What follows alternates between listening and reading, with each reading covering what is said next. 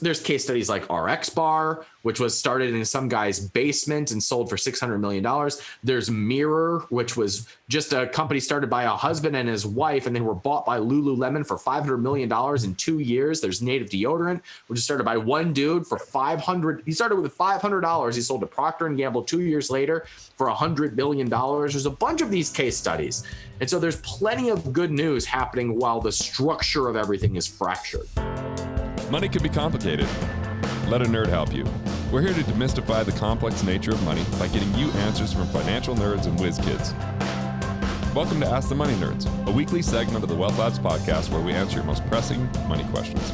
I want the podcast to start with, all right, let's talk about money and Jesus here for a second. Yeah. So you made this comment that about how so many people view money as the root of all evil. Right. And so, I don't know if you know this about me. I went to school to be a pastor. So that passage in scripture is mistranslated. Right. Because only part of the sentence, for one thing. Well, yeah. Well, I mean, first of all, the exact sentence is that the love of money is the root of all kinds of evil. It's often repeated as money is the root of evil, which is not the whole sentence. But actually, the original translation is like the word love is more like obsession.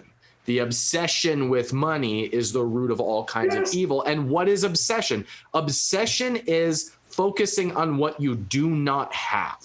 That is obsession. So it's actually the lack of money, the obsession with your lack of money, what translated in English as love, is a root of all kinds of evil. So what would that look like? It would look like stealing. It would look like lying. It would look like trickery. It would look like thievery. That's what that sentence is about. It is the lack of money is the root of all kinds of evil. Boom, we're done. Capitalism for all the win. Great podcast today, Garrett. Dude, but isn't it amazing how people are confused about this? And if they're confused about it, even if it's subtle or subconscious, think of the irony. I want more money, but I think it's bad. I want to be a good person, but if I have more money, will I be a good person? What will people, it's like all of this confused dilemma, judgment, all because of misinformation. And what I find is that we discover misinformation when there's a dilemma. The dilemma is I'm damned if I do, damned if I don't, which means you're in a myth. It means there's a lie that you've been believing that's that premise or philosophy. So essentially, you have a lot of people that put money above all else because of their obsession with it. And therefore, they don't choose to be kind to other people, or they look to take more than they give. But when I look at money, like I was just about to tell you before we hit record, I took my two sons on a wilderness survival trip. So I told them we were going camping, and then their mom broke it to them that it was more survival. Like there were tears the first night. Like, Dad, isn't camping playing cards and talking at the fire? Why are we learning to forage off the land? Why are they talking about hypothermia? What do you mean? What is happening here? And what I learned most from that is 5 days of living off the land where my money meant nothing is so hard, bro. Like, it's amazing how efficient a tool money is and what I could buy with that, because I could leverage my skills and utilize other skills so I don't have to be good at a bunch of things but not great at anything. And dude, I think that for every American, if we just had to go live in the woods for 5 days, we would stop being complainers. Life would just be like, okay, I've got it a lot better than I thought. Yeah, well, one of my favorite stories from our friendship was we've been to Burning Man together. Yeah, and you've kind of been to Burning Man. You were like in Burning Man, but like where am I? You were very much like, what did I get myself into? What are you talking about? I go to Burning Man every year. Really? You were wearing you were just like wearing a t-shirt and yeah, okay, all right. So back up. So first of all, Garrett and Ryan. Yeah. Garrett and Ryan are the two sober people at Burning Man, right? And no, I don't dress up. And people make like I'm the one person who doesn't dress. That's my costume. I dress up as a normal person. I go comfortably. You had your Lululemon shirt on or something, you know. So we've been to Burning Man together. You fired me up so much that day, dude. I was like, so this is what happened. So you just said that money is the tool really to sustain work and service to one another and new opportunities for us to pursue. And at Burning Man, it's another example of where there is no marketplace. There's no spending of money. And it works because it's 6 days long. 6 days, yes. Right? And there's tons of entitlement underneath that. So much entitlement. Yeah. So there was somebody who came up to me and they found out that I run capitalism.com. And we had a very pleasant conversation, very respectful conversation. But this person said, I think we can do better than capitalism. And I was like, oh, tell me more. And he said, well, just look around us. I mean, there's nothing being traded or bought and sold here, and it seems to get along just fine. And I said, that's an interesting point. Let me ask you a question. What's the one thing that is provided for us as a socialized thing? What is the one thing that gets provided for by Burning Man? And he said, well, the toilets, of course. And I said, have you been in there lately? When was the last time you cleaned them? And he said, I now see your point. Right, My of wife course. goes with a sheepy, so she can stand to pee with the sheepy device, because they're so disgusting. Yeah, so I mean, I like to say the purpose of money is to sustain service to one another. And when you're out in the wilderness, service is food or hunting on your behalf. When you're in the desert, it's a clean toilet or a glass of water, things that aren't available to you. Yes. That is the purpose of capitalism. That's the purpose of money. And when you understand that, you can go into service-based mode, which is creation mode, which is where you get fabulously rich. So I love it. You said it so well. If we look at dollars, I'll say that money is a representation of a moment. It's a snapshot in time. It represents value, but it's not why we're valuable, and it doesn't dictate what our potential is or what we're capable of doing, but it does tell us what we can utilize with other people that they choose to freely opt into. And so, sometimes people confuse their self-worth and their net worth. The reality is that money is a byproduct of value creation, and as we create more value, it means that we have to take care of ourselves, but then as we take care of others, we actually get paid for that. Some people skip the step of taking care of themselves, or they think they're just taking from others. And that's where capitalism gets a bad rap, when people think capitalism is about taking, not creating. But there's no system that takes more than communism, and also stifles creativity, stifles ability, and has this great lie that people somehow are just going to wake up and be provided for. If you wake up and you're provided for with never doing anything, it means either A, you're part of the lucky sperm club, congratulations, right? Or B, it means it was on the back of another human being that didn't choose it, but was forced into it. So when we say, hey, we want this human right provided for us of healthcare, that's a human right. Well, who's providing it, first off? And is it now that they have to be a slave to providing for your healthcare because you've chosen it as a right instead of as a privilege? Right. Yes. And this is where it gets mucky. And look, I get it. Sometimes people have this bleeding heart because we all should care about one another. That's the key to make this thing work. But when we force that upon someone and we force them to care and force them to do, they're thieves, essentially. Yeah. And what happens when you try to compel a doctor or a healthcare provider to perform a service? You get less willingness to perform a service, and so you have less providers. And what happens when you have less providers? The cost goes up. Yep. So the worst thing that we could do to make the costs go down is to make it, quote, free, to mandate it through government. You actually get the opposite result. Garrett, have you found a way to talk about the idea of the pie getting bigger rather than there being a fixed amount? Have you found language for this? Because I struggle with this when talking about it on capitalism.com. I was just telling you, I'm working on this play, and one of the very early scenes, I go, money and resources are not the same thing. Let me go back to that part of the play where I go, all right, I'm just going to read it because I'm coming into it. But yeah, I think this is it right here. We buy into the belief that resources are like pie. We got enough cherry pie for everyone in the room, except for Ryan takes 3 slices. That means the people over here aren't getting any pie.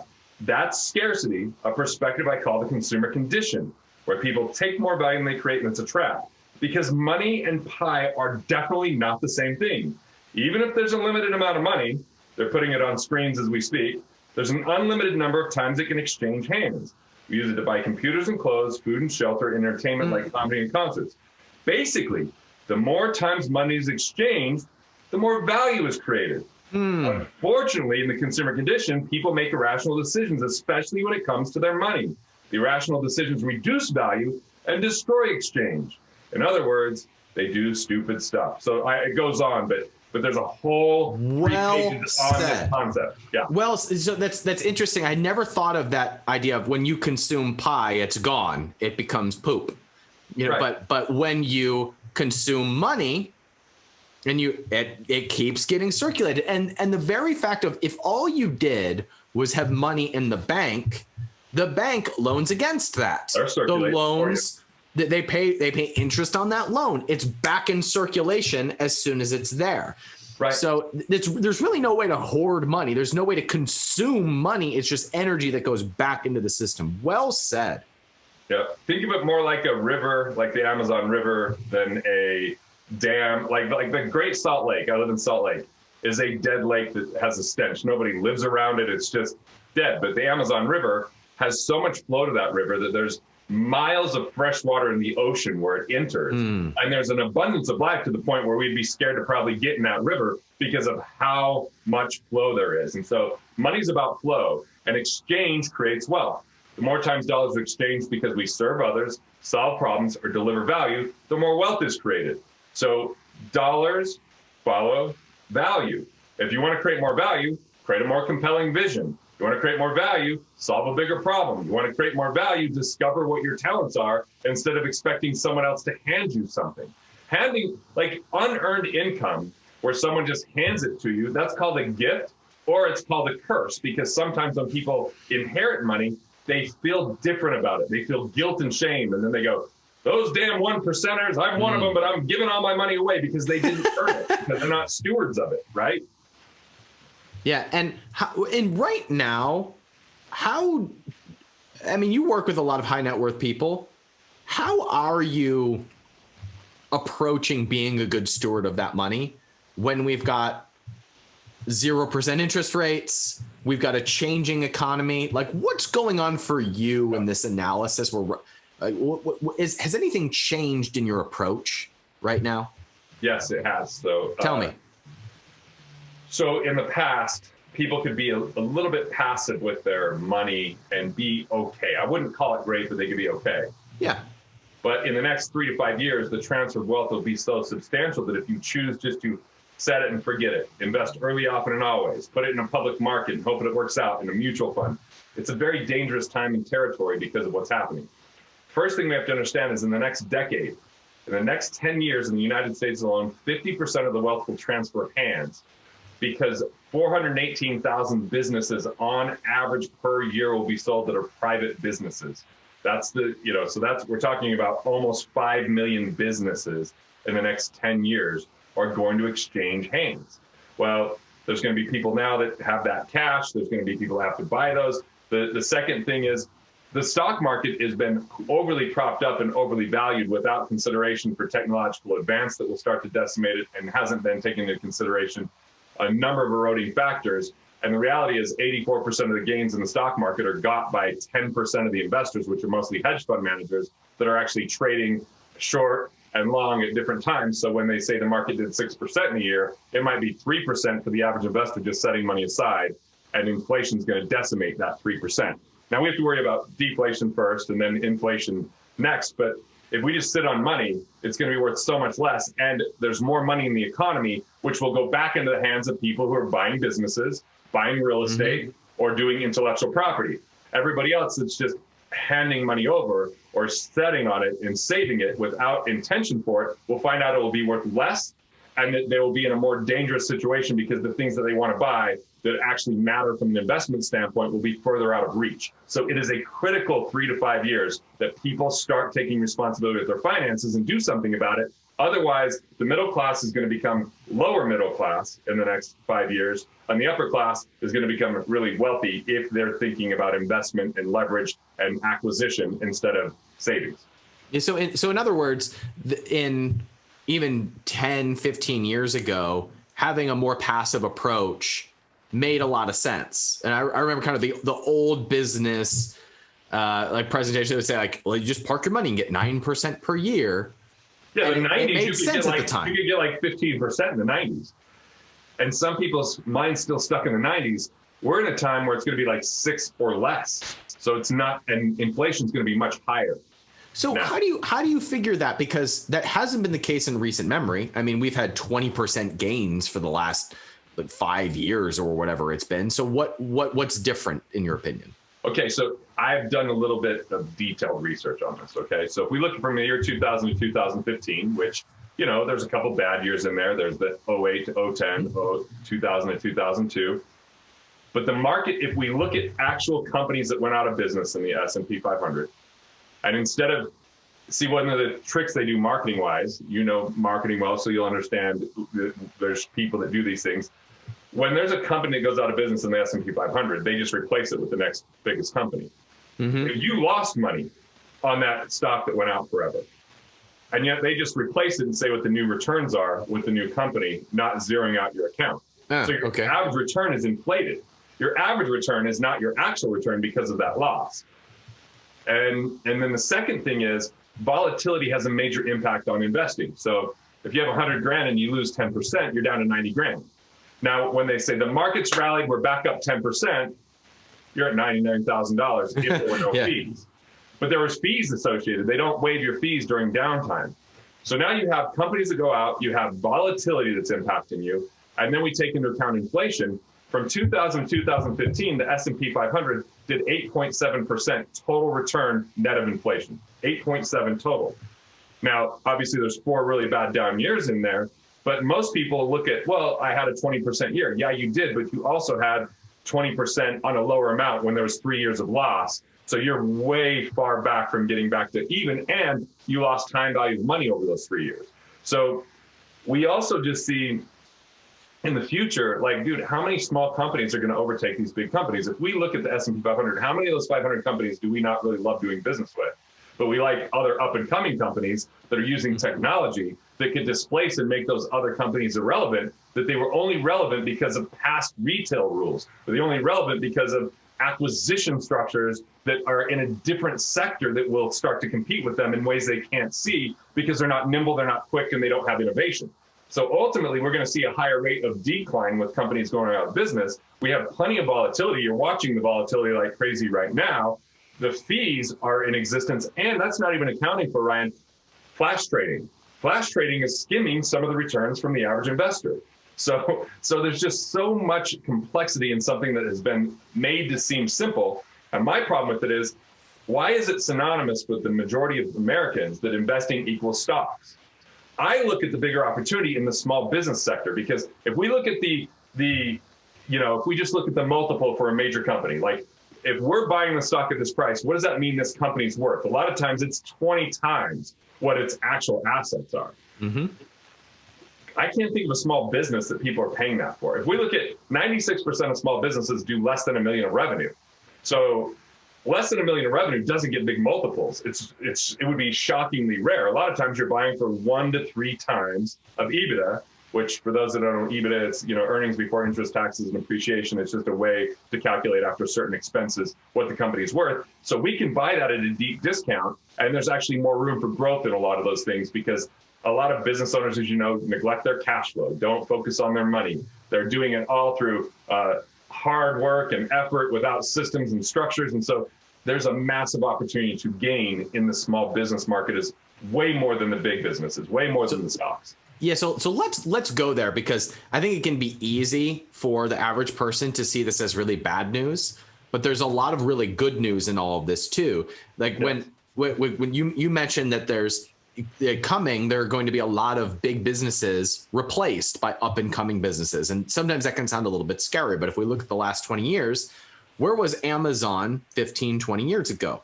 Where was Google 15, 20 years ago? Where was Apple 15, 20 years ago? These were emerging companies at the time. These were companies that were just a blip on the radar, and now they're trillion-dollar companies. I don't know about you, but when I was a kid, $1 trillion was like saying a kabillion dillion dollar. Like it was a number that didn't exist. Exactly. Right. And now you have multiple companies that are worth $1 trillion. Where was Facebook 10 years ago? I don't even know if it was public 10 years ago. And so those who were looking at those companies are now fabulously rich because they were looking at where the world was going rather than where we are and where we have been. I work with my business is capitalism.com. I help people start businesses, specifically physical product businesses, because that's where I've seen people get the most traction in hitting their first million in a year or so. There was just a case study that came out. It wasn't out of our community, but there's this company called Laird Super Creamers. Are you familiar with this company? Super creamers? I know. Yeah, so they're a powdered coffee creamer company, right? And like it's big, and it's actually big in our little circle in like the paleo health community, right? So there's I'm an amateur barista. I don't do powders. I just very good from the beginning. So that's very good. That's so this company does about $19 million in top line revenue. They're not profitable. Okay, so they're like they're growing aggressively. 19 million is nothing to sneeze at, but it's not like their Facebook, right? They just went public and they currently have a valuation of $425 million, Garrett. Now, that's ridiculous. That's absurd. And it makes no sense. And I don't care because it just shows how valued good emerging companies are, which is why I think it's the best time ever to take control of your finances by becoming an entrepreneur. Even little things that you start can become massively legacy changing for you and your family. And there's case studies like RX Bar, which was started in some guy's basement and sold for $600 million. There's Mirror, which was just a company started by a husband and his wife, and they were bought by Lululemon for $500 million in 2 years. There's Native Deodorant, which was started by one dude for $500. He started with $500. He sold to Procter & Gamble 2 years later for $100 million. There's a bunch of these case studies. And so there's plenty of good news happening while the structure of everything is fractured. Well, and the other good news, you mentioned low interest rates, is for a down payment on a home, you can acquire a business. And with the interest rates the way they are today, the majority of those that you buy can cash flow from day one. Now, you have to get knowledge about it. You have to know what you're doing with it. You have to gain a skill set. But look, if people can go through school and learn math and science, they can learn business. Business is in some ways easier. In other ways, there's people and emotions involved, which makes it complicated. But, you've done it over and over, Ryan. So, you've got a formula. You understand how it works. And I just think that that's the news. The news is we've been trained, taught, and educated to wait for 30 years, hoping compound interest will save us. 95% of the time, people are not financially independent at age 65. So compound interest isn't the miracle it's purported to be. What is the miracle is cash flow and having entrepreneurship, because entrepreneurship comes with a lot of tax advantages and a lot of influence that you can do to have some degree of control over the outcome versus just hoping that it all works out. And so I think that it's a time for entrepreneurs to rise because we have so many businesses coming onto the market and there's so many things that can still be created or invented or dialed in. And Ryan, dude, when we were little babies, you and I were little babies, think about how much it took for someone to start a business versus now. The tools and infrastructure that exist that are near free or very inexpensive to help you to do something like that. I had someone that's a client that 2 years ago started a business on Amazon, struggling, does a call with my team. They're exiting for $3.5 million. Dude, they weren't even, I was just like, wow. And then they're like, hey, do you want one of these things for free? Thanks for all your help. And I was like, dude, it's crazy. Cause it's just amazing how short of a turnaround that was. And it was a mom that just was now, okay, my kids are out of the house. What am I going to do? And start a business. And within 3 years from the time it was started is selling it for $3.5 million. I mean, that's pretty phenomenal. Like that's an exciting time to be alive. The bad news is we can't just sit around and hope someone's going to come save us because government can't save you. Amen. Corporations won't save you and effort isn't enough. It's time to leverage intelligence and add more value, and entrepreneurship's a beautiful vehicle. And there's good news to that statement of effort isn't enough. We're now in a state of the economy where effort is really overrated and overvalued, which is why you hear some people say like, but I work so hard, or the hardest working people are paid. My dad's a coal miner. My grandfathers were coal miners. Anyone work harder than that? Effort is not rewarded. Results are, and results are easier to line up because we have more technology that makes things faster, easier, and cheaper now. And so I have found some of the hardest lessons for my entrepreneur friends to learn is that more effort does not equal more results. It is because more effort, you're married. So have you ever experienced where you feel bad about something and you try to make up for it by like over serving your wife, and she's like, what did you do wrong? What's going on here? What happened? Like there's an expectation that the harder you work, the more reward you will get. And that's not the case. We're now in the position where all we have to do is serve the other person. And by servicing the other person, it goes back to what we talked about at the beginning of the call. When you serve the other person, that is when the economy expands, when wealth expands, and when your opportunities expand. And it is not related to hard work. Which means, here's the deal. We've got to learn new skills. Not like a lot of us aren't equipped with the skills in this economy, because it's not necessarily what we're learning from textbooks. It's not what we're learning from colleges. It's different than that. And I think emotional intelligence, I think communication skills from speaking, I think basics of business and finance, these things are going to take people a long way. And I just still think that those are still in some ways much simpler than the things that people go through and learn in school and memorize and read textbooks and, that you don't know if you're ever going to use it or not. These are very usable things that lead to a lot more enjoyment of life, a lot more wealth with life, and you become a much bigger, value creator. Garrett, a lot's changed in the last couple of years with tax reform, with Fed policy, with COVID and stimulus bills and all of this. One of the things that I have admired most about you is you find ways to move money in a place where it's protected and it can grow. You have a unique eye for finding assets and for depreciating things and just the actual strategy and structure for this. The time we're recording this, we're right on the heels of an election.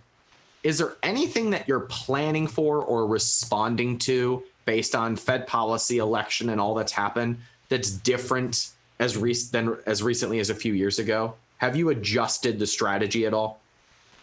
So the first strategy that I like, because people change in politics and different parties get in and different philosophies, from a tax perspective, I always have the largest number of possibilities I could execute at any time. Interesting.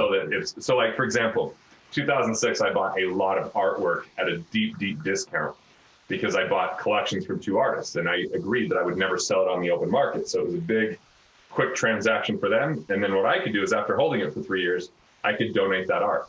And I could donate it for the appraised value, not the book value that I bought it at, which gives me that $2 for every dollar I spent. So that way, when I sit on that art, but then if there's a major tax change, taxes go up. They repeal certain things. Like actually, the 2017 Trump tax plan took away my largest tax strategy I've been preparing for 5 years. What it was real estate depreciates for tax purposes, right? You could depreciate it and write it off.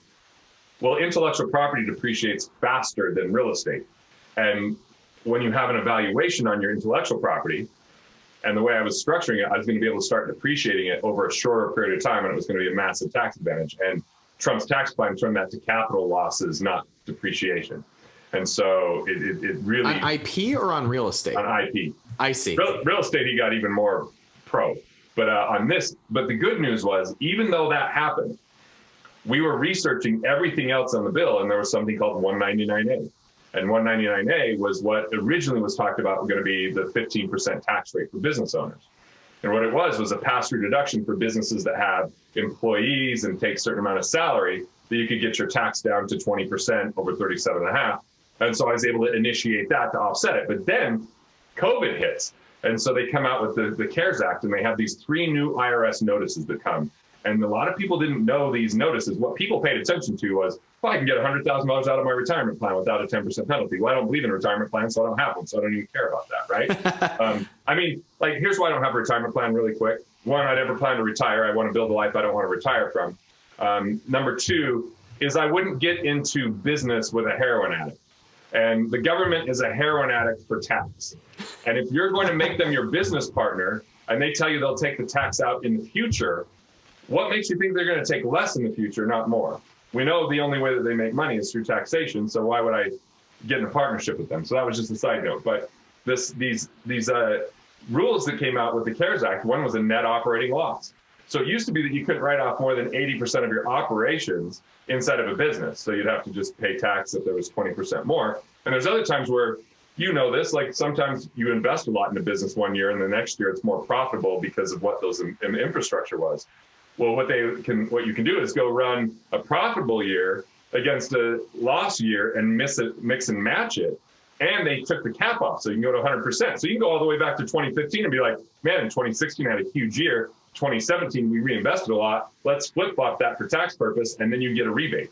And so now all of a sudden you go back and get, R&D credits if you've done anything with software or websites or apps, or you can get domestic production credits if they were before a certain time. That kind of got changed with 199A, which is research and revenue based upon that research. So I'm always looking at how many doors can I have open for access to tax advantages. And then number two, I'm actually refinancing or at least getting lines of credit against every piece of real estate I have because interest rates. Interesting.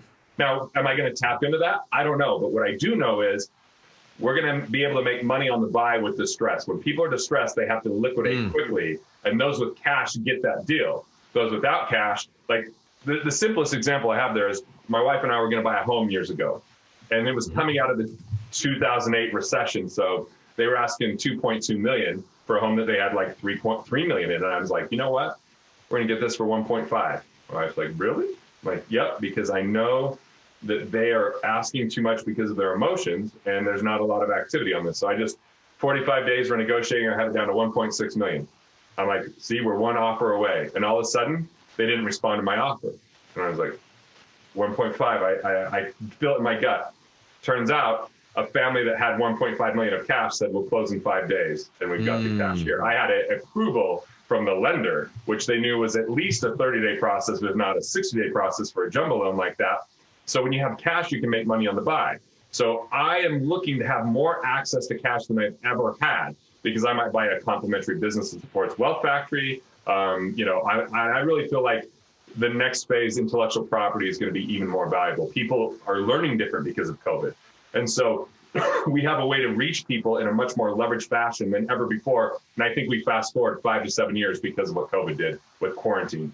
So intellectual property, real estate, small businesses, and tax are my big 4 initiatives that I'm focusing on based upon everything that's happening here. And you've got to own assets to battle the amount of money that's being circulated and added to the economy.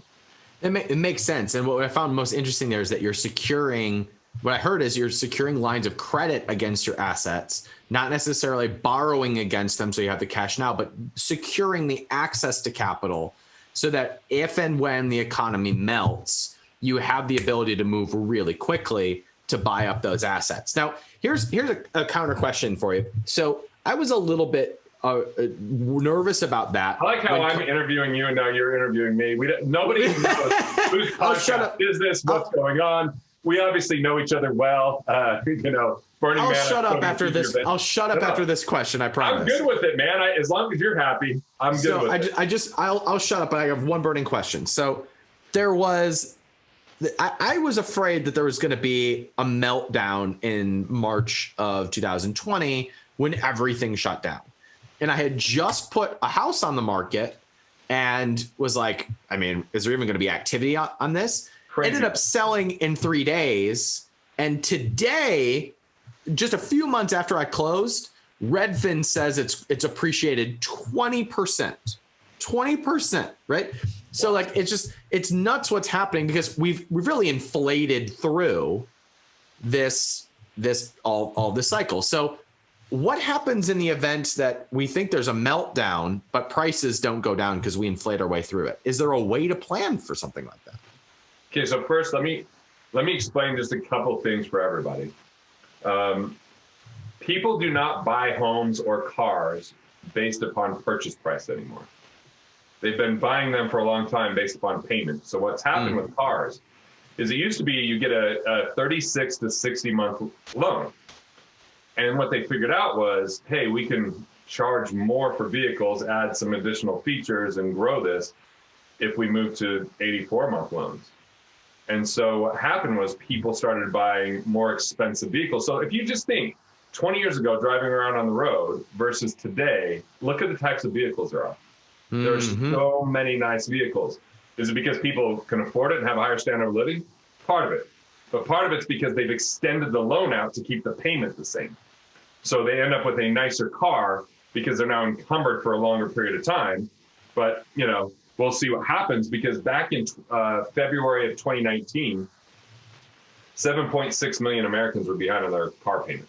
7.6 million, that's substantial. Which means the value is being held up artificially on what vehicles can really sell for. Because A, if we just had to pay cash for them, you know, and then B, if there's all these defaults and then you have all the cars entering the secondary market, what's going to happen? But the same thing's happening with homes. When interest rates are as low as they are today, like, dude, this house I'm sitting in right now, I've never paid it off, even though I could, because the interest rate's always been really competitive and low. But right now, if I move to interest only, because I'm not going to live here forever, I'm cutting my payment in half right now. And I'm like, cool, I'm going to cut my payment in half. I'm going to get a line of credit with the equity. That's because I got 2 appraisals, one yesterday, one the day before. I'm like, I'm just going to go buy some other real estate, but real estate that I could use. So I'm not totally reliant upon renters. So to be valuable to me, regardless of what happens in the next 10 years in the market. But think about it.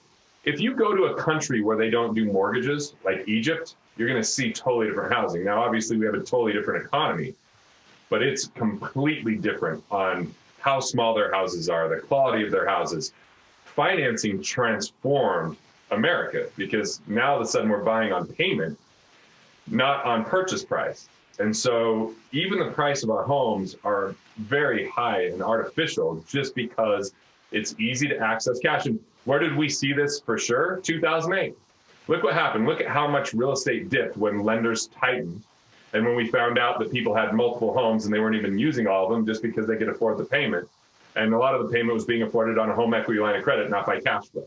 So right now we do have a bit of a situation where, you know, supplies are short on, you know, I just put in a new deck at my cabin, and it was about 50% more than I would have paid at any other time, simply because the Trex was completely out of stock and I had to go with what was left over, and the price was higher and the labor was higher because they're in high demand right now because people are at home more often and they're going, oh, we should fix this up with our house. But guess what? Because of COVID and social distancing, the supplies are a lot more expensive. So what we're seeing is, if you want to go build something, it's really pricey now. So people don't want to go build. They're going to buy existing homes. That's raising the price. And I had 2 5-acre plots of land in the mountains for sale for 2 years. Guess what? During COVID, they just sold one after the other. Like, people are just like, I don't know what it is. Mountain land, especially because they're not out doing stuff in the city. So where does this leave us? Well, I think at every turn, the way it works is high-end real estate is always dangerous because that's where we have second homes and third homes, and that gets hit hard. But lower tier or just more affordable housing should be extraordinarily stable through all this and actually have a rising future, because when people have to downgrade or when there's because I still feel like there's a reckoning in the economy.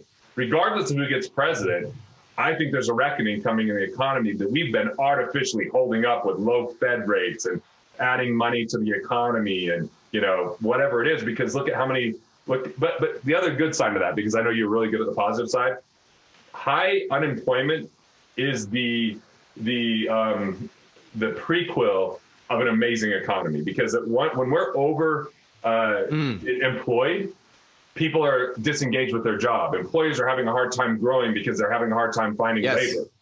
But when there's unemployment, then people start looking for something better, or they look for something that will work, or they're willing to work for it because there's competition. And businesses during good times can get a little bit fat and lazy with their finances. They start to get lean and innovative. And I think that I think there's a downturn coming, but I think on the other side of that is going to be an unprecedented upturn if we don't mess it up. That's interesting. I once heard Paul Zane Pilzer say that the number one indicator of a growing economy, of the signs of good times, was unemployment due to technology. So people being replaced by technology was a sign that there was a boom to come. And it sucks in the short term. And we try to mitigate that with low interest rates. Man. Yeah. That's right, because there's emotion attached to it. But it's usually a precursor to the next boom. That's really and I think that the number one thing that if everybody could focus on is what skill sets matter. How do we continue investing in ourselves? How do we continue to gain abilities that are useful so that we can serve people in a greater capacity? And it's a simple question. Either A, how do I serve more people? Or B, how do I serve the people already that I'm working with in a deeper way? And if we continue on that quest and asking those questions and investing in ourselves, where I think that the economy is problematic is when people try to hold on to a relic of the past. Coming from a coal mining town, is coal mining really where our future's at? No, it's not where our future's at. We've got better technology. We've got other ways of doing this without creating death and black lung and a terrible work environment. But people that are coal miners and think they know nothing else want to hold on to what they've got. I call that playing not to lose. This is my whole plays about this.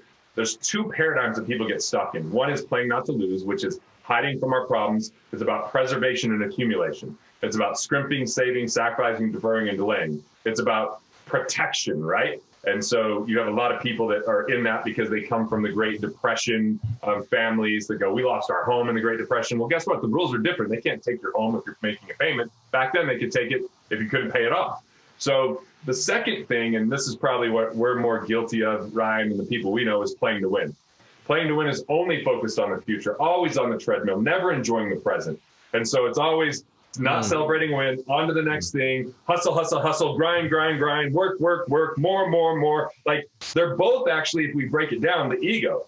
Fight on play to win or flight on play not to lose. Yeah. But I believe there's a third paradigm. And I think the third paradigm is we create a game worth winning, which is a vision compelling enough that we have to collaborate with others, that is beyond our current capability and reach. And it's something that really creates something valuable for ourselves and others. And when we create a vision worth pursuing, we've already won the game. And now it's about enjoying the process along the way. And so there's a whole kind of methodology about that. But people aren't good at creating a game worth winning or knowing what the vision is because they're stuck in one of these other crappy paradigms. Amen. That was extremely well said. The phrase that came to mind for that was, that's play to play. That's play for the purpose of playing. Like when I go to your tribe thing, you're just having a blast. We're out in like some, countryside part of Texas, and you're like a little kid. You're like hanging out with your daughter, having fun. You're like, like that's a win and play because you figured out enough of the money game that your days aren't required for labor. You can choose what you want to do. Now you didn't just go, cool, I'm done. I'm going to sit and drink lattes and eat meals and do nothing because there's only so much of that before you start getting very bored and unengaged.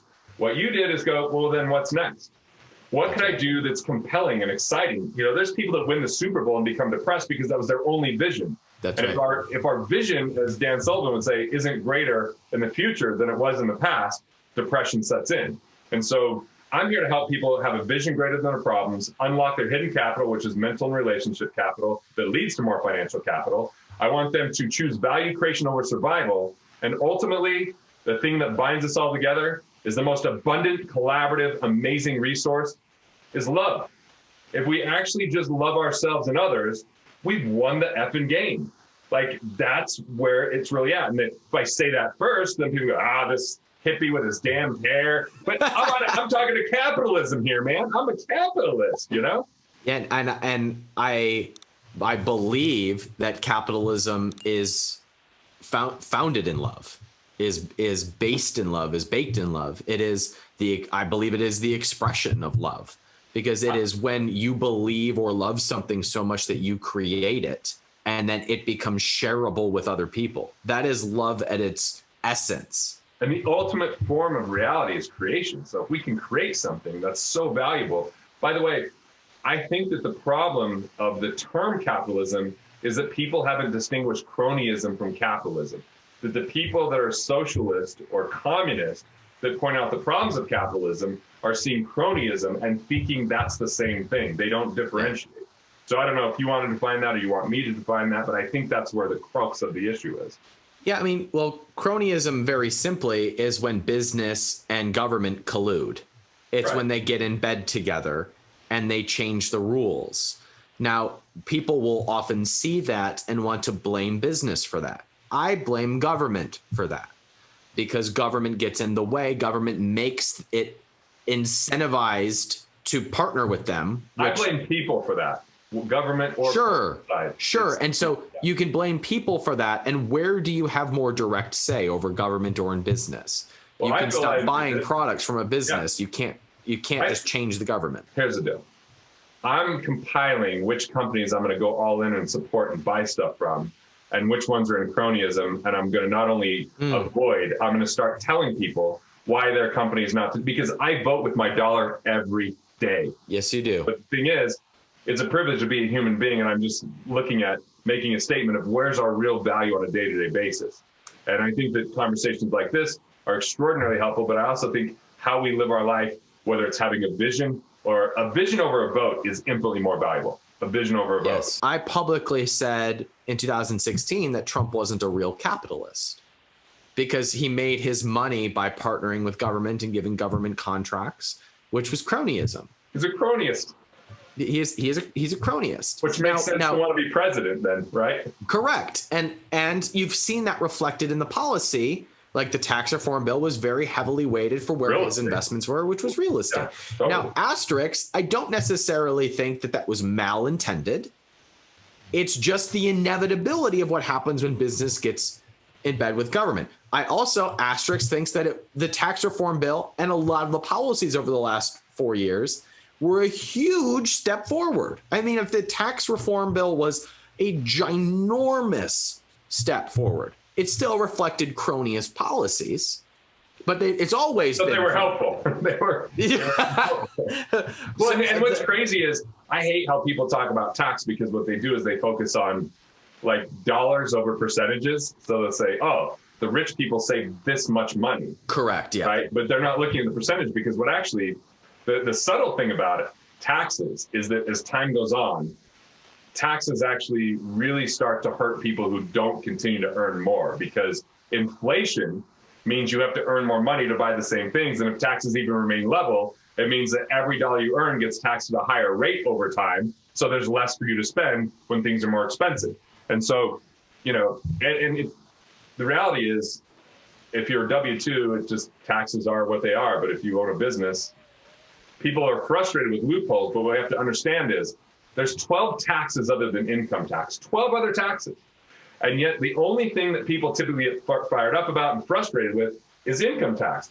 Right. But the reality is excise taxes, we're all paying for what we use. But, wealth tax is what I would get fired up about if I lived in California and they're saying they're going to tax a percentage of my net worth.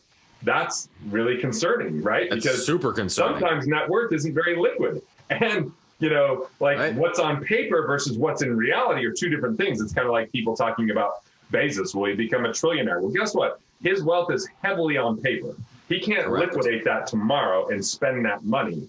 And when people like Amazon paid no tax, well, guess what? They paid a boatload of self-employment tax.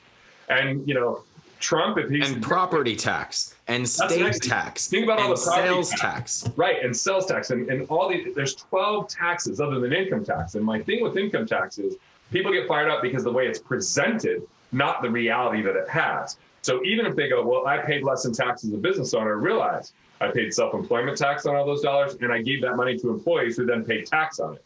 So it's not like the tax didn't get assessed, simply because I had expenses that were investments to add more value into the population, which, by the way, why does the government incentivize anything with tax? This is my real clear, I'm writing a comedy bit about it, right? They incentivize it for anything that helps you to protect and create other taxpayers. If you create other taxpayers or protect their taxpayers, they will give you a tax incentive. So if you're housing someone, we'll give you a depreciation. If you're birthing someone, we'll give you a write-off. All they do is go, we need more taxpayers, so let me incentivize you to create and protect those. Wow, that's a braingasm. It's kind of real though, right? Like when I saw that, I was like, yeah.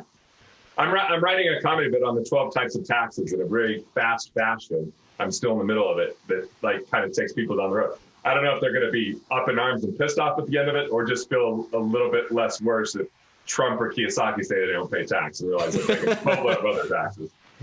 Yeah, I like to say Amazon paid zero tax except for billions in property tax, billions in state tax, billions in employment taxes. Oh my goodness. I mean, not even to factor in the maybe trillions of capital gains that were paid by investors who bought Amazon stock. Right. And then sold it and now have to pay tax on that. So they created a whole lot of tax base. The world's really good at headlines, man. And those headlines are designed to make us angry. And if you're angry, we're not really clear thinking. The higher the emotion, the lower the financial IQ for sure. And so it's really easy to get in this buzzsaw of like, that's what I really appreciate about you. I get all fired up about people wanting it to be like Burning Man society, which would never work. And then you bring up the bathrooms and I go off for 2 hours, but then you're like, let me tell you the positive side. Let me tell you what's really good about this. Like, I really appreciate that about you, Ryan. I think that that's a rare quality that you possess that not everybody else has. Thank you. Close. Thank you. And I do it out of my own desire to be happy. Yeah. So I believe that the world is 50-50. Though, like there is, I can give you good news and you can tell me an equal amount of bad news and it's the same news. Right. And I mean, even facts, what we call facts, are interpreted positively or negatively. So we have this obsession with facts. Facts don't mean anything until we interpret them. I have just chosen that for my own well-being and happiness to look at the positive side, because the more that I focus on the negative, the more that I feel disempowered to do something about it. Think about this. Someone could be completely truthful and ineffective. Someone in communism could completely believe in what they say, completely believe, speaking their truth.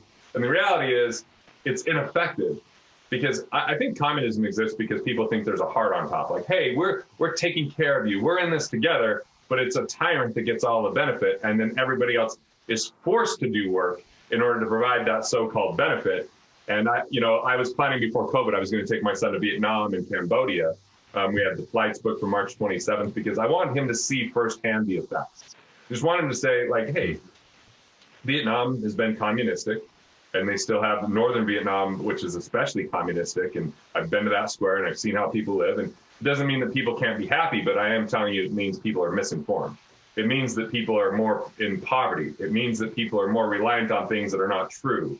And ultimately, I was happy that when I was driving these guys up to the survival camp for 10 hours up, 10 hours back, we had a conversation about the economy, which was super effective. We talked about how banks make money, which was super cool. But I asked them, I just said, what do you think is the best system, socialism, communism, or capitalism? And with no hesitation, they said capitalism, which is great because young kids on YouTube go down these conspiracy theories within 2 seconds. Yeah, they do. That's what gets the attention. And, before we really understand what it means to create value and earn money and provide, a lot of times it's more easy to be susceptible to be taken care of, especially when you have parents taking care of you to a certain degree. So that's a great segue. So let's break this down a little bit.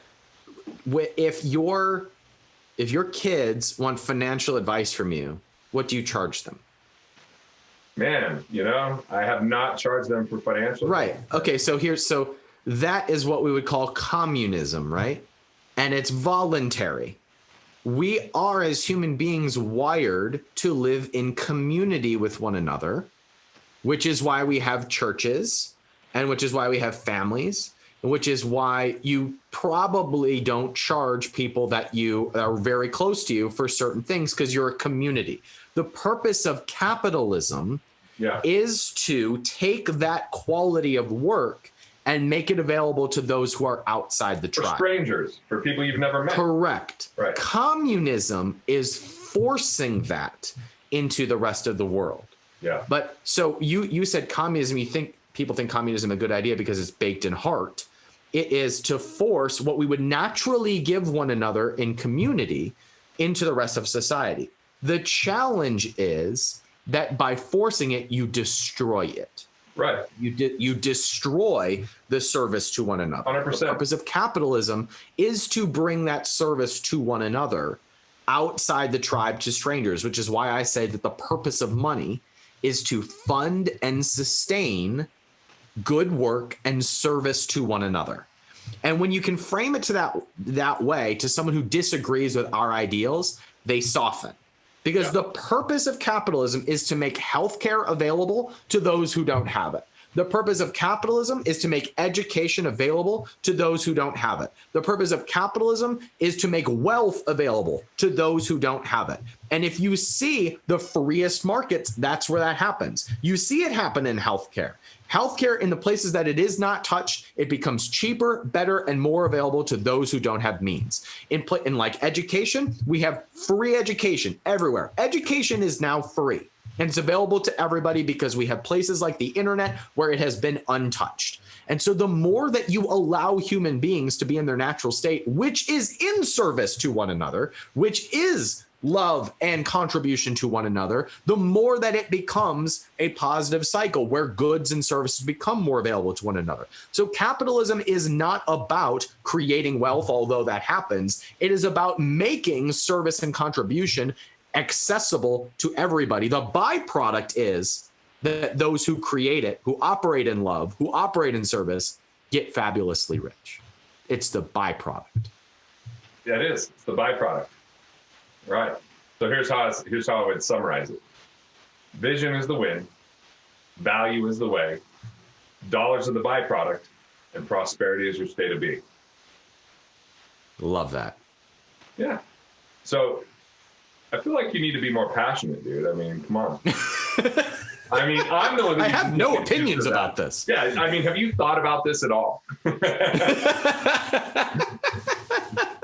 mean, dude, a little bit. I had so much fun with that Burning Man debate when you're like, look at the provided for bathrooms. I'm like, oh my God, that's like nuclear. It's terrible there. It's just look awful. at anything that is provided for us.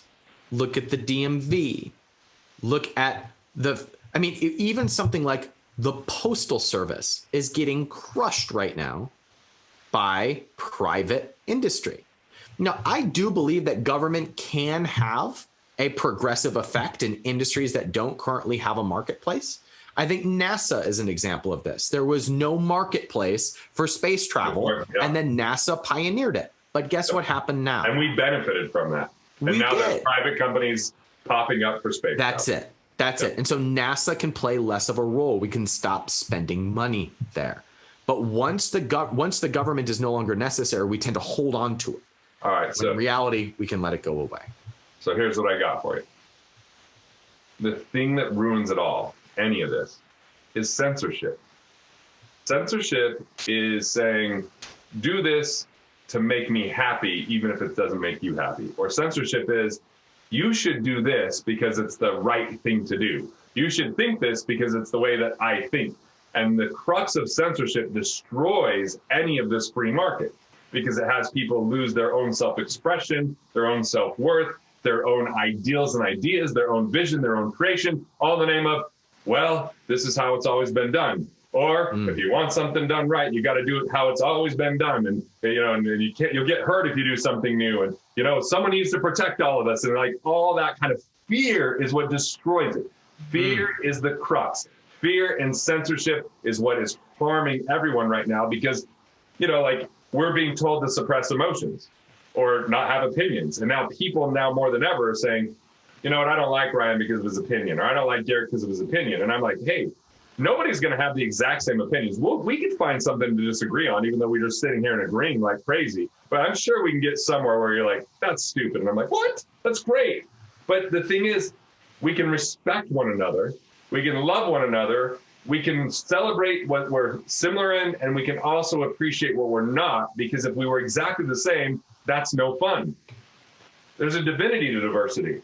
It's the diversity that creates character and culture and excitement and entertainment. It's uniformity that destroys and decimates that. I feel like I'm at church. Amen, brother. I see you would have been a great pastor, dude. Thank you. So I want to modify. I would show up and act like I was Jesus after you. He is here, ladies and gentlemen. So I want to modify and put into my words something that you said. Yeah. The thing that ruins everything is compulsion or force. And censorship is a form of compulsion and force. Force is done out of fear. And Yes. fear is the opposite of love. There are two core human emotions, fear and love. Fear is the opposite of love, not hate. Hate is always baked in fear. Fear and love are the opposites. So capitalism is love, force is fear, and those are the opposites. So Yep. what is the most loving thing that you can do? Provide freedom for as many people as exist on the planet Earth. Drop your mic right there, bro. Just drop So, that. I mean, that would actually really be loud. Yeah. Dude, you're gonna love this thing right here, man. I This can't is wait. I like can't wait to such a see month it. of my life, bro. Like, and I'm gonna just keep working on it because every moment I evolve and grow and worry less and embrace love more, it just comes through at another level. So I just performed Love a practice of it for a bunch of the Mavericks. They were in town, and so it was fun, man. It's cool. Beautiful. I can't wait to see it. Well, you're dialed in here, man. Capitalism.com. What are you up to? Like, what should people be checking out? What should they know? Well, I just wrote a book. My first book is called 12 Months to 1 Million. It's about hitting your first $1 million business in 12 months or less. And it follows a 3-stage formula, which is I call the grind, the growth, and the gold. The grind being getting clear on your vision, making hard decisions, and getting your first sale. The Vision's growth hard meaning, work, man. Vision's hard work. yeah, and most people want to skip that and go right to the selling mode, but you can't sell much without a very clear vision. Yeah. You need to have a container in which to live. That's your vision. That's right. Direction in which to go. And the whole direction is based off of one formula, which is 4 products that sell 25 sales a day at a $30 price point is $1 million business. So we reverse engineer hitting that formula over 12 months. I love it. You're teaching entrepreneurship in a very direct way, and Yes. it's so needed. So the book is called 12 months to 1 million. 12 months to 1 million. So I was in AA apparently all of a sudden. I've never been in it, but The AA for capitalists. That's what. yeah, That's like, basically what you we and do I at going for our capitalism. capitalism withdrawals. I'm Ryan, and I'm a we drop us capitalist. in North Korea, and then there's a group that we get to go to and talk to deal with what we're dealing with. Oh man, thank you so much for having me, Garrett. It's good to see you, dude. Dude, that's the most I've been interviewed by someone I was interviewing. But it was a nice ebb and flow. I mean, it's just kind of like it's really fun to go there, and I just love like those last 2 rants you did are so spot on and articulate and well unveiled for people to kind of chew on, think about, and hopefully integrate into their lives. So We'll turn them into clips excited for your sure. book, man. I mean, I think it's something that that people need to hear about. I now know that I got to go start talking about it because I know tons of people that aren't business owners that think it's too hard. That I'm gonna be like, look, man, go grab Ryan's stuff. Seriously, it's the best way that I can serve them. It's Do the you best remember content I've ever created. When we were on the stage together for the first time, and I was sitting next to Ezra, and that dude spit water all over me. I remember that.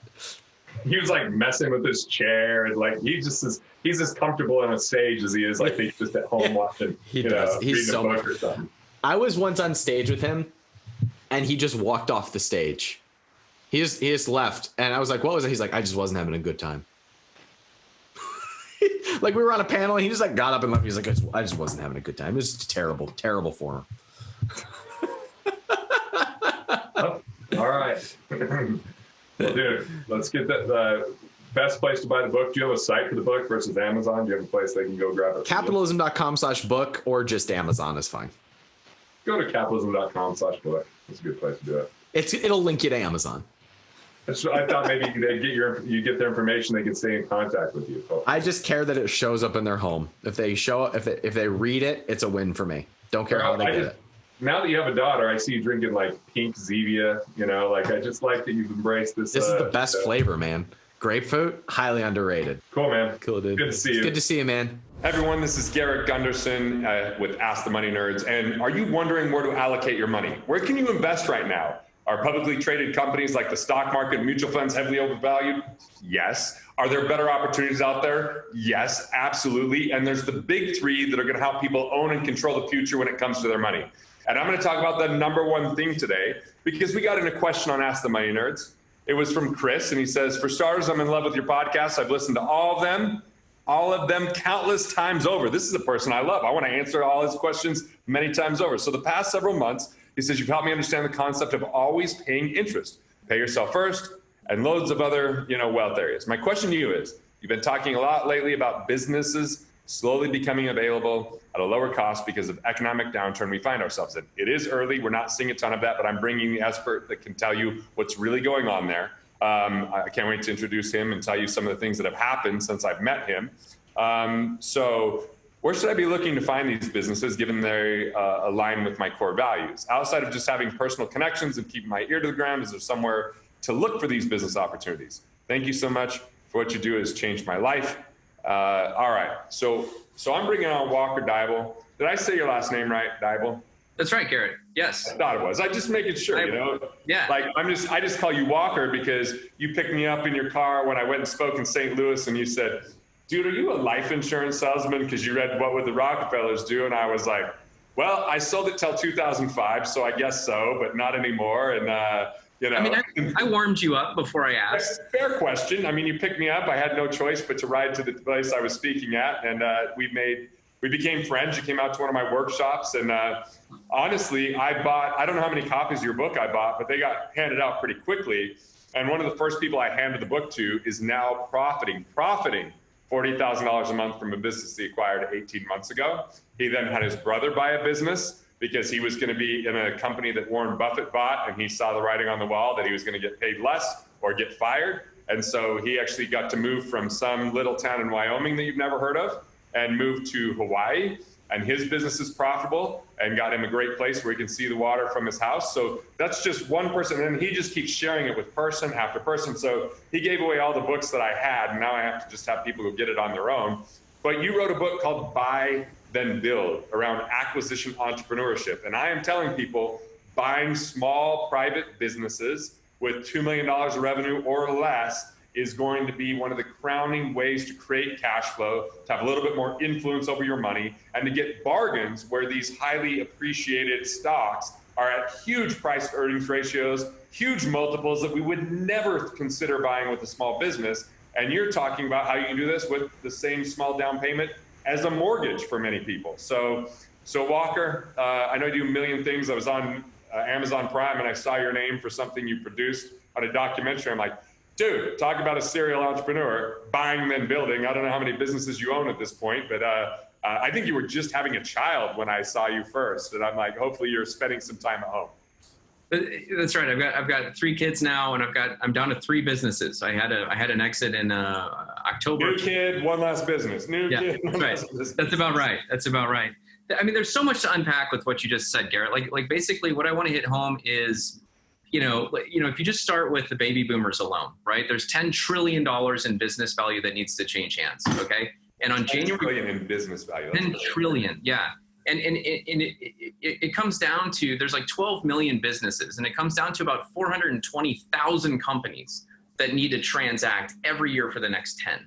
Now, if you look at the middle market, which is sort of like, 25 million and up, it's only about like, 2,000 to 3,000 companies a year. So you're talking about like healthy 400,000 companies looking to transition. Now, in January 1st of 2018, the SBA came out, and Small Business Administration came out and said, listen, it's easy to get a cash flow based loan on these middle market businesses, these like $50 million transactions. And when I say cash flow based loan, what I mean is a loan for an acquisition based only on the cash flow and not on the assets of a business, okay? And on January 1st, 2018, they came out and said, we're gonna offer cash flow based loans on smaller companies under $5 million in transaction value. So, which is 98% of companies? That's about right. Yeah, that's about right. It's something like that. No, 96%. Or less than $1 million, right? Yeah, that's right. So then you go from, there's like 4% of companies are exceed $1 million in revenue, right? And so the concept here is that there's like 400 and, call it 18,000 companies that need to transfer. And Garrett, we're talking about 45% of the US economic engine lives with the baby boomers right now, and it needs to transfer, okay? A lot of these businesses found product market fit and sustainability during a time when the internet didn't exist. And so simply the fact that there's a whole nother business asset class out there is proof that, we've hit the tipping point of online marketing. And then we have this huge infrastructure of businesses that came of age at a time when none of that existed. So I hate to say that there's a lot of low-hanging fruit out there. It's hard to do. It's hard to implement. But for the right people that are ready to take it on, it will be the investment opportunity of our lifetime. All right. So it's the investment opportunity of our lifetime. How does someone go about finding a business? How do they go about making it profitable and they acquire it? And what are the mistakes? So I'm giving you a 3-question preview. Pick your favorite of the 3, then we'll tackle the next 2. Okay. In no order specifically, let's talk about how do you find these companies, okay? Let's go with the biggest mistakes. They're actually intertwined, okay? The thing is that 9 out of 10 people that start looking for a business to buy are never actually going to pull the trigger on anything, okay? It's a crazy statistic. It parallels that of startups, right? And I think it has mostly to do with mindset. In other words, if you are an investor and you're looking at, a startup business and they sort of come out and pitch you, right? It's like, here's my slides, here's why you should invest in me, here's why you should give me, your money. And a lot of that kind of transfers to, and when you're making, stock picks or anything like that, it's this sort of like, sell me on the opportunity and then I'll spend my money. A lot of times, first-time buyers have the same kind of mentality when they go out looking for a business. They sort of sit back, put their feet up on the desk, and they're like, all right, why should I buy your company, right? And the concept is actually reversed, right? You need to pretend it's an interview that you are the CEO you're interviewing for the CEO job, okay? Like someone who grew their business from scratch. It's their baby. It probably put their kids through college or, has basically it's the biggest asset that they own.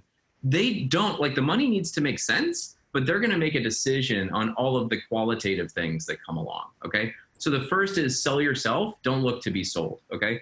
Number 2 is work with a sense of urgency. A lot of people are like, hey, this will happen when it happens. I'm looking for that, gold nugget or whatever.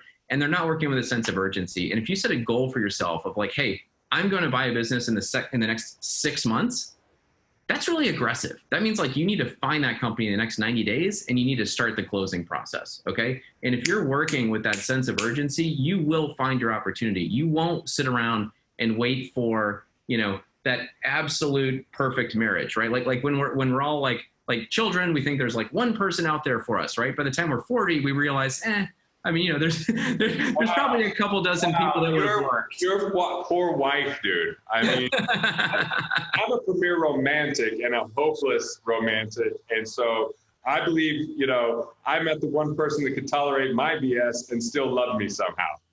That's true for you, but for most people, right? It's sort of a life decision that happens at a certain time. You're a little, you're a little 1%. There are 8 million people out there, so yeah. And so the thing is there's a lot of relationships that could work, right? There's a lot of businesses that make a lot of sense, right? And the thing is understanding the underlying drivers that are important to you and the growth opportunity that is right for you and what you bring to the business is the little thing that makes the big difference, okay? In other words, most people will look at a business opportunity or an acquisition opportunity as sort of like what's on the menu, right? And if it's a great business, other people are probably going to buy for it. So that's treating like an interview, like bringing the best you have to the table, critical. They go into the restaurant not knowing if they want chicken or steak or pasta or if they're a vegetarian or they don't even know what they're looking for, right? So finding out what it is that you bring to the table as a CEO is the thing that's going to help you identify what's the right business for you. And what kind of things for people that have never owned a business before would they need to prepare for? How complicated in your mind is it for someone who's never owned a business to run a business? Is there things that you would do if you had never owned a business to do this right? Were there resources that you would read or people that you would seek out? Yeah. I mean, saying you're going to buy a business is sort of like saying I'm going to go get a job. There's so many different types of companies that it's impossible to answer the question. What I would say is that, I make money a few different ways. One of the things I do is I work as a business broker for online businesses. And I think that online businesses have a high degree of transferability. So they're easy to buy and they're easy to sell. And it's also kind of like business light. In other words, they tend to not have like, 35 employees, at a manufacturing location with all kinds of capital equipment and things that can go wrong. And so the more people you add and the more pieces of equipment you add, the more increased complexity there is, right? And so there's kind of like, there's just kind of like, let me answer the question this way. Search funds have become very popular in MBA programs, right? It's the number one, like entrepreneurship through acquisition is the number one elective MBA class at every single school in which it's taught. But it's only taught at 11 schools, okay? And the concept is search funds. So like, MBA students basically getting financed by these, institutional capital firms or angel investors to go out and find a business and buy it and run it, okay? And the thing is I've often questioned, is that a good idea for like a newly minted MBA to run out and buy a company, right? And the thing is that I thought I was ready when I graduated with my MBA. What happened was, it was, I found the private markets. They're opaque, they're fragmented. It takes a while to figure it out. And so I spent a couple of years looking, but during that time I had a couple of jobs. And Garrett, I just want to tell you, I learned more like just in my mid-20s, like out there doing it, like actually trying to sell things, actually trying to, manage teams of people, actually trying to, run production, that like I got to actually like break things on other people's dimes before I ran out and bought a business. So working for the type of business that you might look to, acquire. So going back to your menu analogy, chicken, steak, vegetarian, like once you identify this is what I'm going to acquire, yep. Then you uncover your investor DNA, like how you understand how you would run that, how learn from those people. Even if you're paid less than what you want, be paid with that education, be paid with that information, be paid with that insight. And then, especially if you were going to work for somewhere that wanted to sell in 3 years, go That's ahead and put yourself right into that purchase. That's right. So I think like understanding what you bring to the table, working with a sense of urgency, and really understanding that, you're applying to be the CEO of this company are sort of like the three things that make the big difference in initiating a search and actually closing on something. Yeah. So the mistake would be not knowing what you're looking for. Yep. Going into it before you're ready. Not knowing what would make you ready or who to learn from. Yep. And then, just not knowing where to search would be another mistake. Jumping into something too early would be another mistake. Trying to do too much alone. Yeah, so when you get into like I would say once you actually get to LOI, like what letter of intent, and you could put in an offer that's accepted, the mistakes that happen after that are, it's sort of like do your due diligence. It's kind of amazing to me how many people are sort of laissez-faire about their diligence, and what that means is it We're already bought into the idea before we've done the analysis. Like I already know I'm going to buy it, so I stop looking at due diligence because I'm convinced. That's it. And I'm just speaking from my experience of acquiring a business. Just saying. Yeah. No. That's it. And the thing is that like this is how it actually surfaces. The day before closing or the week before closing, it's like, yeah, I don't know. I just have cold feet. Like I just feel like I can't close it for some reason. I don't know. I'm not comfortable. Well, you're not comfortable because you didn't do your diligence, right? Like if you actually jump in and do financial and legal and operational diligence, you're going to be very comfortable. Now, there's always a leap of faith. It's always a little nerve-wracking, when you're taking out a big loan to buy something that like its destiny is dependent on your ability to actually create the future you're after. But the thing is like do your diligence and just prep, right? And the only other thing that I would say is it's not exactly a mistake, but it leads to one, which is a lot of first-time buyers really don't understand that most sellers are not evil by nature. In other words, they think that they're trying to dodge some kind of bullet, or like, oh, if it's so good, how come they're selling, right? And the thing is that like, probably a percentage of people are bad people, okay? That leaves 99%, okay? When you go to sell a business, it's a natural part of the life cycle of entrepreneurship. Okay. Like number one, we build something of value. Okay. And it's a value. And then, we get it to a certain point doing what we know what to do. And then it sort of starts to flatten out. And as entrepreneurs, we all kind of have shiny object syndrome to some degree. And so you get sort of on to the next thing, and like you start, planting seeds, and then you're like, wait a minute, I can do this, but what I really need to do is sell this company first so that I can focus on the next thing, right? And so you've created something of value, and it's time to sell, right? It's time to exit. It's time to sell to someone to take it to the next level.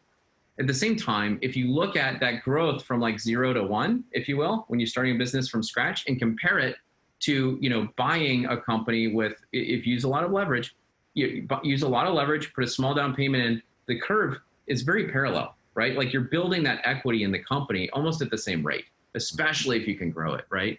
And so it's just a part of the natural life cycle. And then once you have run your course, it's time for you to sell as well. So yeah, and that's part of the acquisition entrepreneurship goldmine is if you have new insight, new energy, a new person, there's definitely some break off in that, but there's also a possibility for breakthrough, for bringing that, energy to it. So where do people find businesses? Like, you're a business broker. Like I pretty much just tell people business brokers. I mean, do you have a better answer than that? No, I think that's the best place to go, frankly. Look, there's a lot of attention. Once you break into like, okay, what is acquisition entrepreneurship and how do I do it? You'll see there's a lot of noise around proprietary deal flow. Ooh, what that means is go out and talk to everyone you know, okay? And try to dig up a deal, okay? The thing is look, I spent a lot of time trying to do that myself. Off market deals happen all the time. Okay, it happens. But number one, every business owner who hasn't talked to a business broker yet or gotten a valuation, or business broker, by the way, can be called intermediary, investment banker, M&A advisor. It doesn't matter. Okay, if they haven't talked to someone and sort of gotten a valuation and understand the process, everyone knows that their business is worth like 20 times EBITDA. Okay, and that's not how the private markets work. But and EBITDA, for those that haven't heard the term, you hear it a lot, especially in this type of, transaction. It's earnings before interest and depreciation and amortization. So basically, it's looking at a more clear picture of what the profitability or revenue is after certain expenses are taken out or certain, things have minimized. So, yeah. Indeed. It's an attempt to neutralize earnings independent of management decisions. Like if this business is a box, like how much cash does the box generate that I can use, right? Like that's the concept. So 20 times EBITDA would be okay for a publicly traded firm with, $1 billion in revenue. Yeah. Or, $1 million business, you're probably looking somewhere between, 2.5 times and 4 times, right? Depending on 10 to 20% of what they're, Yeah. So, another reason why I'm excited for small businesses, because I'd rather do 2.5 than 20. Like if I'm buying a small piece of a publicly traded company because I own a share, well, I'm buying that and I'm basically saying it's worth 20 times more than what I'm paying for it, essentially, right? It's like a 20-year potential and where it's going to go to. Or if I'm buying this other business, I'm like, I'm buying it today for 2.5 times what the EBITDA is, which is different than even revenue. And so it's just there's a lot more upside potential or immediate cash flow, which most stocks don't produce a lot of cash flow, but a private business could. I've interviewed some of your clients and, that made it profitable after 30 days and had a really good stream of cash flow after 90 days or 180 days. So, and part of it is they had an expertise in that arena and they focused on some things that the other owner just didn't know about, because a lot of these entrepreneurs are good with ideas and starting something, not good with managing it and the details behind it. So, and what I find is a lot of people that aren't business owners are very detail oriented. They usually work in an organization rather than start something. So, in the Myers-Briggs world, like an SJ, like a methodical, less likely to start a business, but maybe the perfect candidate to buy a business and improve everything in that business, right? So just as an idea there. This morning I was talking with one of the members of the acquisition lab that I run, and she was asking about, we were talking about, the book Traction. Gino Wickman, right? Yep. And Gino Wickman has the visionary integrator dynamic. And what I want to tell you is I read that while I was CEO of a book printing company. Okay. And I was like, I don't need I'm the visionary and the integrator. Like I can't afford a visionary walking around, and I also can't afford to like leave the business and just walk around being the visionary, right? So I had to be both. And so what I came up with before I read the book was actually revenue generator or profit maximizer. Okay. And I feel like if you're in not a high growth business, or you're in more of a mature business or something like that, I feel like you kind of resonate in one of the two places. And then along the way, I've sort of realized that like in high growth companies, the visionary integrator roles really make a lot of sense. And so I came up with this idea that they actually overlap with each other, and you end up with like quadrants, right? And it's sort of like, where do you fall, and like, what's the right business opportunity for you? So to your point, there's a ton of people out there that just want to manage a going concern.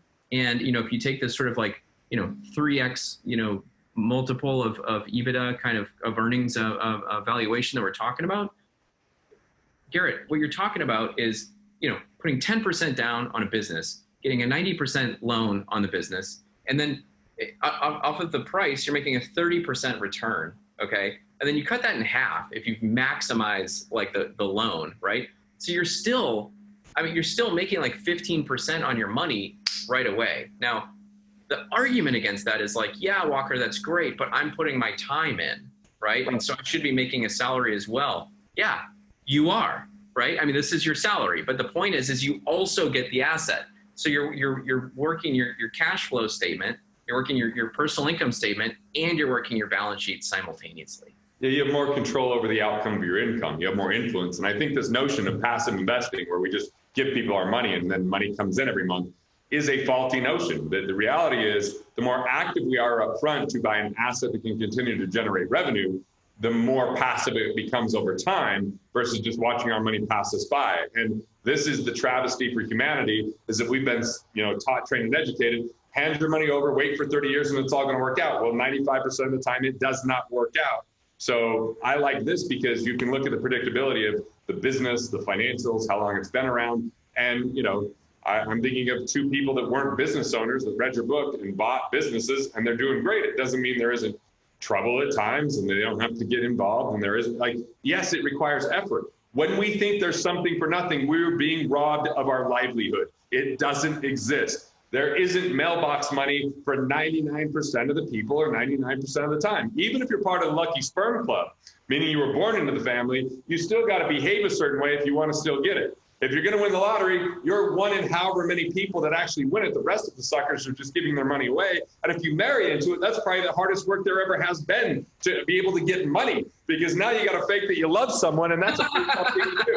So I look at this as a much better alternative here, right? So Walker, thanks for answering those questions. I got to have you back on to Ask the Millionaires, because we did get more questions around this. But I will say, I don't endorse a lot of books, because first off, I only endorse books that I read. And what most authors do is say, hey, I want you to endorse my book. Can you have it to me by Thursday? And it's Tuesday. And I'm like, well, I can't. But you actually got me the book, got it to me on time. I read every page of the book, and I personally wrote the endorsement. Now, I don't know if you massaged it or made it better, but I did write the endorsement that went into the book. And then I endorsed it so much that I bought a bunch of copies. We handed it out to clients, and I consistently introduced Walker to people and connect them to my team, because this is an important part of our future when it comes to investing. And a lot of the financial people out there don't get paid on a transaction for you to buy a private business, including my firm. We're not paid on that. I don't care. I'm here to make sure we're doing the right things so that people can get ahead, because there's going to be a major transfer of wealth. And this is one of the 3 avenues that transfer happens. Make sure you're on the right side of that transfer. You can help out your employees. You can help out, the people that are your customers, rather than just watch your money dissipate when you're in an overinflated stock market that has no accountability. So, Walker, any final words before I bring you back on and interview you again? I would just say that this is entrepreneurship. It's not easy. To your point, it's active investing. Okay. So you can be active and uninvested, like at your job, or you can be invested in passive and enjoy your $1 a month return, or you can combine them together and, create something that is truly special and built around you. We've got a question from Chad. He says, I purchased my home about 3 years ago and have about 80,000. It has about 80,000 to 100,000 in equity. He's 39, single with no kids, so he doesn't have to convince anyone it's okay to sell his home. He works making commission that can range from 2 to 8K a month. He read the book Buy Then Build, written by my guest today. So great book, highly recommend it. Go grab it on Amazon. I'm thinking about buying a business to become an entrepreneur and take responsibility in my life and income. So my question is, would it make sense to sell my home and use cash, use the cash from the equity as a down payment to get an SBA-backed loan and purchase a business? Or should I save up using the cash flow banking system, which is the system that you and I have talked about before, Walker, and then have enough for down payment to buy a business? Walker, go. I know you have an answer. I know you. This is not an easy question, Garrett. Like, in other words, like, when I get asked these kinds of questions, like on social media, I kind of don't respond because it's like I can't. It's kind of a trap, right? So in other words, there's a lot to unpack here, and I think that number one, buying existing companies is going to be the opportunity of our lifetime. Okay, I agree.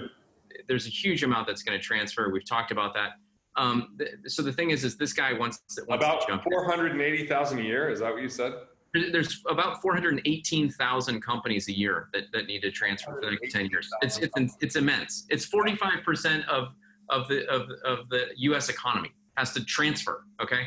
Yeah. Imagine what would happen if that didn't work. Okay. Like, we've got to get it done. So it's massive. So the point is like, so Chad wants to jump in, and here's the thing.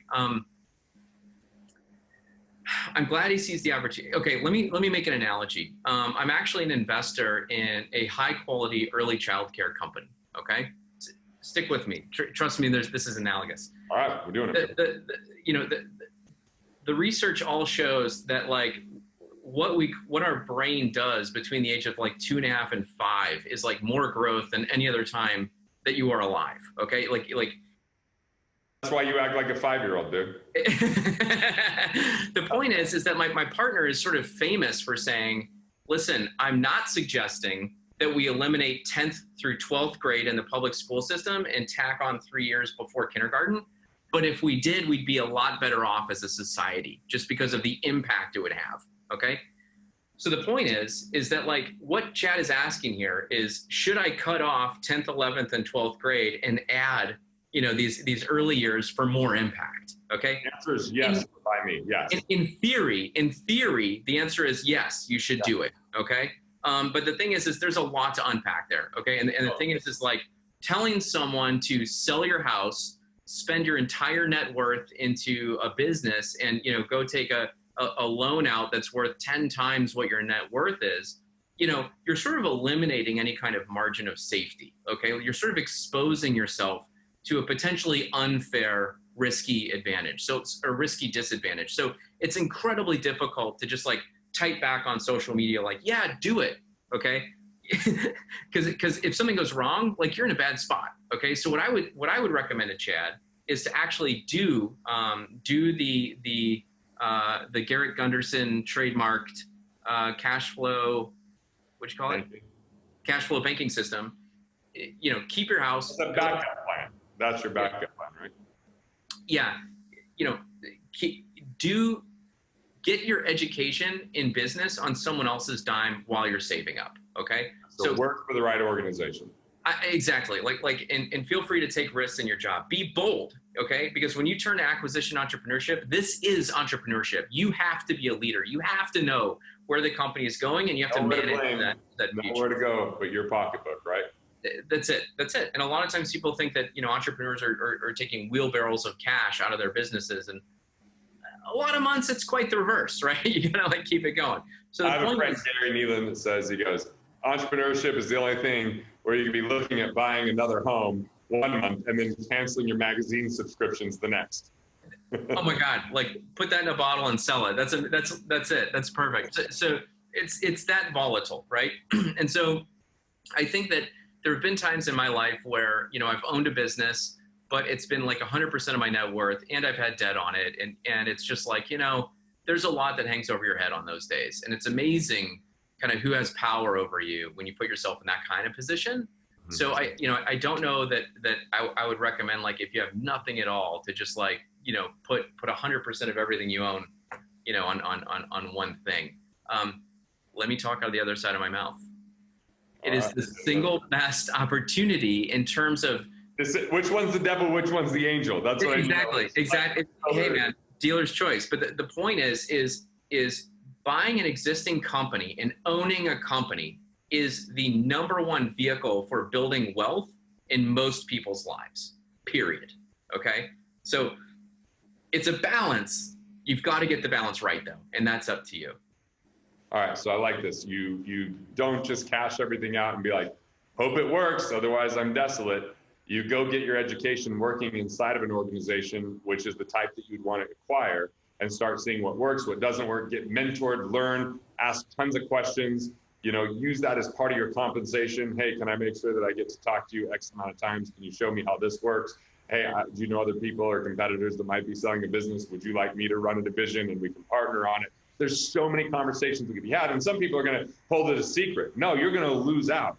Tell them what your intention is. Tell them what you're looking for so they could either support it and help you grow or know it's not the right place for you to go. I had a coaching call with someone yesterday, Garrett, where he's like, hey, I want to buy a business and da-da-da. I'm like, well, what are you doing? He's worked at the same company for 8 years. He's the number one non-family member, and the owner is 66 years old. And I'm like, let it be known what you want to do. Like, I think there's an opportunity for you to buy this company that you're working in. And he was like, oh, I didn't even think about it, right? But I think that there's one other thing that Chad is asking here that needs to be sussed out, which is he's claiming he's got 80 to 100K in equity, okay, in his home. So a lot has happened since the public. If he does sell his home, that's tax free, which is good, up to $250,000. So there is no tax. He does have to go rent. Right now, some rents are more expensive than mortgages due to really low interest rate environment that we have today. So that will start to balance out just because, landlords are having a harder time, renting out. And then third, if you do cash it out, have some of that needs to sit on the sidelines. That is your peace of mind fund. That is your, investment into the business when cash crunches come, and that you don't put yourself where you're so strained, where you're worried about payroll every day, and that you're exhausting yourself because you're constantly in stress and you stifle your creativity, and you get the picture. But Walker agrees. That's a good thing. I love it. I like that. That's great. So all I want to say is that like the business transaction landscape is constantly changing, right? Like so when Buy Then Build came out versus today, it's different time. It's not like materially different, but what I'm trying to say is that like if you've got $80,000 to $100,000 and that's like 100% of everything you have, you need like the deal to like come in, like you've got a tight window, okay? Like in other words, I really like to see access to $100,000, like just to be able to buy something, because it gives you a deviation to work with, okay? This guy would be coming in, the bank would be, trying to lend him money, but also realizing that he has like zero reserves, which that's going to make the bank uncomfortable. He can't find a business that's growing too fast because the SBA is going to want more, a bigger down payment than say a 10% note. So there's a lot of other variables, and he's not leaving a lot of room to find the right deal. Like he's really got to get it right. And that to me puts weight on the business itself versus you as the entrepreneur, which is where I really like to put the emphasis and the weight. Walker, you're full of insights all the time. I highly recommend the book Buy Then Build so much that I endorsed it. And you can ask many people that asked me to endorse their book, and I didn't endorse it because have to read it, have to love it, have to enjoy it. And I actually bought it and handed it out because it's so good. So you've taught me a lot. I'm glad that you're teaching our viewers a lot. And any final comments before we sign off? I think there's a lot of Chads out there, and I think that build a little bit of a war chest before you start pulling the ripcords and jumping on the airplanes. Like there's you've got your whole life in front of you, and there's a lot to do. So don't be frivolous with your entire net worth. All right, now you know how to turn your thoughts into profits and build the life you love. Want to continue the path to be a better investor? Make sure that you're not losing money and taking too much risk? Well, click here and learn about strengths vesting.